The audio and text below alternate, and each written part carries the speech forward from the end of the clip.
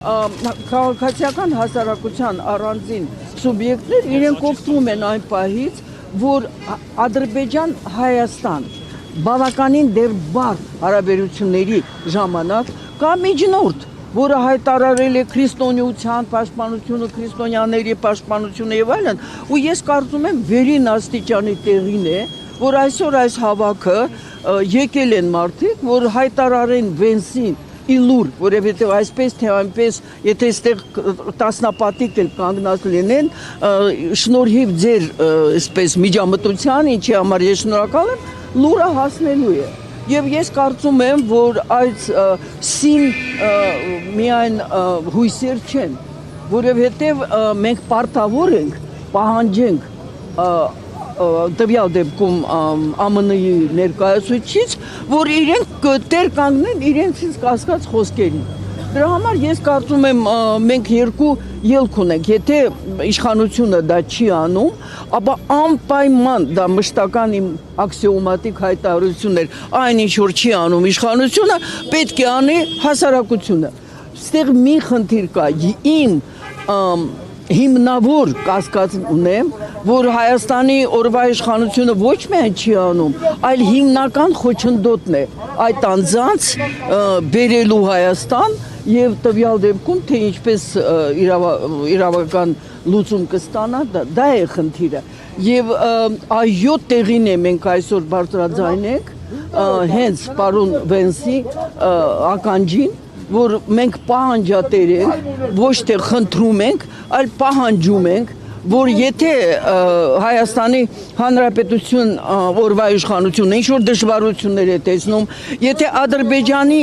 հանցագործ իշխանությունը չի գտնում, որ դա պետք է տեղի ունենա, ապա հասարակությունը պետք է տեր կանգնի։ Ես կարծում եմ դա լրիվ տրամաբանական։ Այս ձևաչափով եք պատրաստվում միայն այս ձևաչափով թե ոչ, նայեք, ընդհանրապես, եթե մենք վերցնում ենք տվյալ դեպքում մի դրվագ է արցախցիներին վերաբերող, մենք չենք խոսում ընդհանրապես, մենք խոսում ենք Արցախում քաղաքական պատանտության մեջ հայտնված անձանց մասին։ Ես տեսեք, իհարկե կարող եմ առանձնացնել բոլոր այդ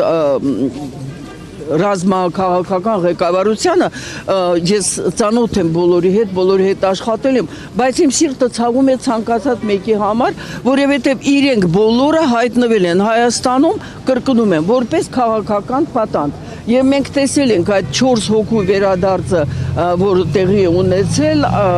այսինքն Ադրբեջանից այստեղ, թե այդ ինչ կեղտոտ ու արյունոտ քաղաքական խաղ էր։ Փաստորեն համաշխարհային պրակտիկան չկա այդպիսի բան, որ միջազգային տերորիստներին ընդհանրապես դիտարկեն ինչպես այսպիսի գործընթացների, այսպես ասած, անձանց։ Բայց մենք տեսնում ենք, որ դա տեղի է ունեցել։ Չի բացառվում, որ այսօր դեռ շուտ է, եթե հաշվի առնենք, որ Հայաստանի Հանրապետությունում տեղի պետք է ունենան ընտրությունները, եւ չի բացառվում, որ որոշ մարդկանց եւս կվերադարձնեն զուտ քաղաքական շատ կներեք էժանագին այդպիսի ակցիաների միջոցով։ Մենք այստեղ ենք, որ հստակեցնենք, որևէ մի քաղաքական մեծ աստար չունի այս գործը։ Սա նախ եւ առաջ մարդասիրական իրավունքի պահանջ է եւ երկրորդը ոչ թե քաղաքական, այլ աշխարհաքաղաքական մակարդակով բարձրացնել մեր ձայնը։ Մենք բանտարկյալներ ունենք նաև Հայաստանի Հանրապետության ներսում։ Ինչ եք կարծում, Ջեյդի Վենսը, Միացյալ Նահանգների փոխնախագահը կհանդիպի արդյոք ամենայն հայոց կաթողիկոսի հետ եւ դա ինչ նշանակություն ունի։ Կասկածում եմ, գիտեք, խիստ կասկածում եմ, որովհետեւ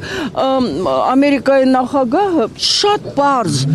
ազնվորեն ասել է, ինչ անում են իրենք, անում են դիտելով եւ բխեցնելով դա ԱՄՆ-ի շահերից։ Չեմ կարծում, որ ԱՄՆ-ի շահերից անմիջապես բխում է տվյալ դեպքում մեր վեհապարի հետ հանդիպումը։ Այն, որ Հայաստանում կան քաղաքական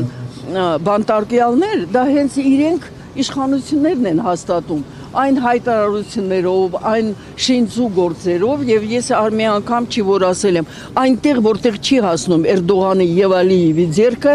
այդտեղ մտնում է գործի մեջ Հայաստանի օրվա իշխանությունը։ Այսինքն հասկանալի է, որ ոչ Ալիևը, ոչ Էրդողանը չի կարող սկսել հայ եկեղեցականների դեմ այս խայտարակ ամոթալի այս արշավը եւ դա արվում է օրվա իշխանության ձեռքով։ Արդյոք մենք չպետք է իրենցից պահանջենք, ասենք ինչ կա, չէ, մենք պետք է միշտ պահանջենք, դատապարտենք այդ գործողությունը, ամոթանք տալը իզուր եմ համարում, իրենք չունեն այն մարմինը, որով որ ամաչում են, դրա համար կարծում եմ, որ պահանջատիրությունը ամենաճիշտ եւ տեղին մի ձև է մեր բողոքը հայտարարել։ Տիկին Ալավերդյան, մինչ այս պահին մենք զրուցում ենք, ինչպես նաև հայկական կողմի հարցերն ենք փորձում բարձրաձայնել ԱՄՆ փոխնախագահի մոտ, ադրբեջանական մի խումբ հասարակական կազմակերպություններ եւս դիմել են ԱՄՆ փոխնախագահին, նշելով, որ Երևանում բարձրացնի Հայաստանից տեղահանված ադրբեջանցիների վերադարձի նրանց մշակութային ժառանգության պահպանության հարցը։ Շնորհակալություն, դա կարող է տեղի ունենալ եւ տեղի է ունենում միայն Հայաստանի Հանրապետության օրվա իշխանության կամ հանցավոր չիմացության հողի վրա կամ պայմանավորված։ Տեսեք, ես չեմ կարող այսպես ասել, որ սա է, բայց մենք հստակ բոլորս գիտենք կամ բազմաթիվ փաստաթղթեր, որով որ այդ հարցի բարձրացումը Ադրբեջանը չունի որևէ հիմնավոր այսպես դատաչոր մի փաստաթուղթ, ինչու, որովհետև Հայաստանի Հանրապետությունից դուրս գնացած ադրբեջանցիները թվով իդեպ 157,000 6,000-ը ըստ մեր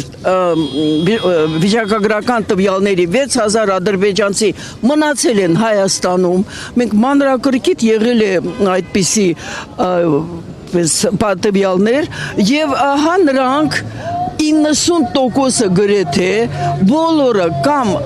ուղղակի կարողացել են վաճառել կամ փոխանակել կամ ի վերջո անկախ փոխանակումից եւ վճարումից իրենց բնակարանները իրենք ստացել են սովետական միության աշխատանքային պետկոմիտեի միջոցով ստացել են փոխհատուցում ոչ թե որպես փախստականներ այլ որպես տուժած երկրաշարժից ես հիշեցնեմ շատերդ երևի չեք էլ իմանում որ այդ